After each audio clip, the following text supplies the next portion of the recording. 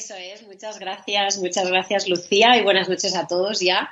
La verdad es que ha sido una segunda jornada de Enlighted muy, muy intensa. Hemos abordado el futuro del trabajo en un mundo cada vez más tecnológico. Hemos hablado de liderazgo en esos equipos virtuales, los beneficios y las desventajas del teletrabajo y la toma de decisiones en estos tiempos tan llenos de incertidumbre. Como digo, una jornada muy apasionante.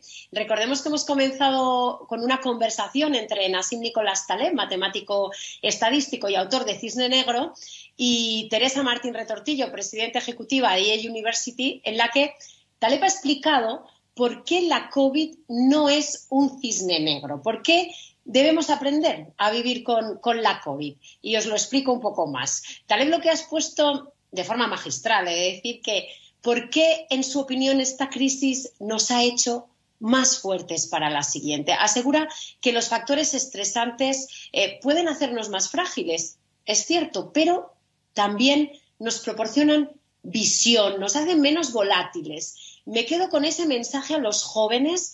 Dice que hay que cambiar la mentalidad, tenemos que cambiar ya, ¿no?, este chip, hay que cambiar la mentalidad, y no solo los jóvenes, para todo el mundo, hay que aceptar el fallo, hay que aceptar la equivocación como parte del proceso de cambio, como parte de la evolución.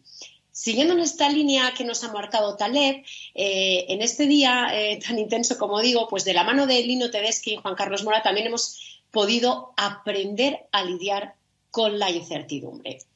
Buscando el prisma optimista de todas las situaciones, pues sabemos que la incertidumbre es el campo perfecto para la innovación, para hacer las cosas de un modo diferente, que a pesar de lo terrible que nos está ocurriendo, que le está ocurriendo a toda la humanidad, al mismo tiempo también estamos viendo cambios muy acelerados en el tiempo.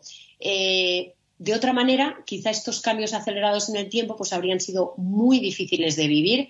Hoy podemos decir que todas las organizaciones están más abiertas a la innovación, son más ágiles, son más flexibles, están, por supuesto que abiertas al cambio. Y el reto al que nos enfrentamos ahora está en encontrar nuevos perfiles. Cómo gestionar a una gran cantidad de personas interactuando de una manera digital. En esta visión del nuevo mercado laboral, la orientación profesional adquiere pues un papel fundamental a la hora de ¿qué? Pues de preparar a la sociedad en los nuevos empleos, en los de ahora, que ya hay nuevos, pero sobre todo en los empleos de futuro que todavía ni siquiera conocemos, ¿no? La verdad es que nos han surgido nuevas herramientas que están haciendo uso del Big Data, de la inteligencia artificial, para ofrecernos una orientación personalizada. Máquinas, bots, que nos hacen pues un traje a medida sobre tu futuro formativo ideal laboral. Como nos ha comentado Lucila Ballarino de Fundación Telefónica, me quedo con esa imagen tan visual, ¿no?, que nos dice un traje a medida. Y es que realmente es así.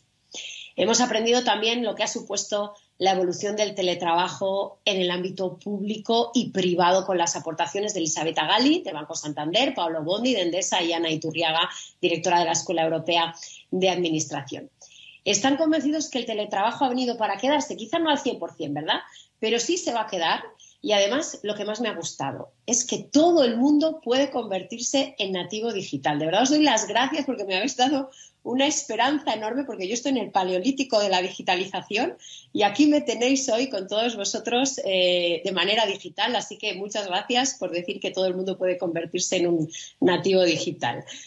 Y bueno, concluyen que es el momento de ser más flexibles, que hay que buscar la productividad, por supuesto, pero que al mismo tiempo hay que mantener nuestro bienestar personal. Esta revolución ya no es cosa de la empresa privada. La colaboración entre lo público y lo privado tiene que ser muy cercana, con planes e inversiones compartidas. Y uno de los grandes hallazgos de esta crisis ha sido el enorme esfuerzo de las compañías privadas para apoyar al sector público.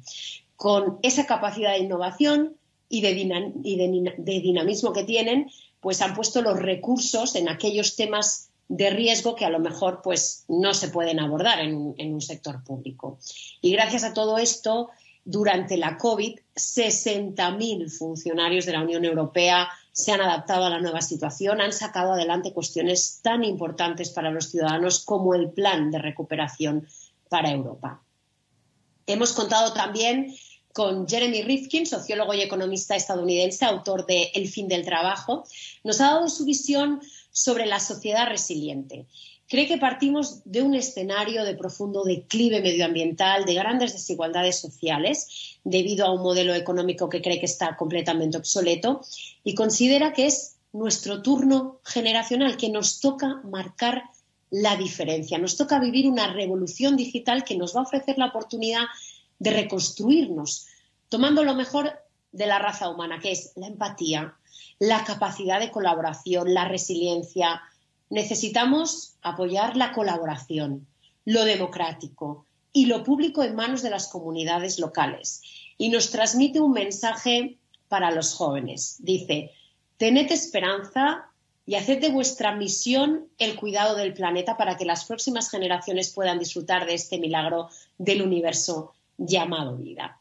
Y hemos terminado la jornada, y lo acabamos de escuchar, también un poco en este sentido, en lo maravilloso de la vida, en dar gracias, en aprovechar la oportunidad. Acabamos de escuchar este diálogo sobre el bienestar personal y los retos de estudiar y trabajar desde casa con Mario Alonso Puig, presidente del Centro de Salud, Bienestar y Felicidad del EA University, y Rory Simpson, director de aprendizaje de Telefónica, que nos han dejado claro que lo que estamos experimentando trasciende al ámbito del trabajo, que es un cambio en nuestra manera de vivir, y sobre todo han remarcado esa parte humanista de todo este asunto.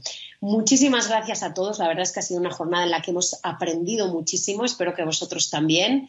Y hasta aquí mi resumen de esta segunda jornada en Lighted, en este escenario principal. Os recuerdo que ahora en el escenario de Latinoamérica todavía hay mucho que ver. Así que muy buenas noches. Vamos a continuar y paso el testigo a Marta en el plató.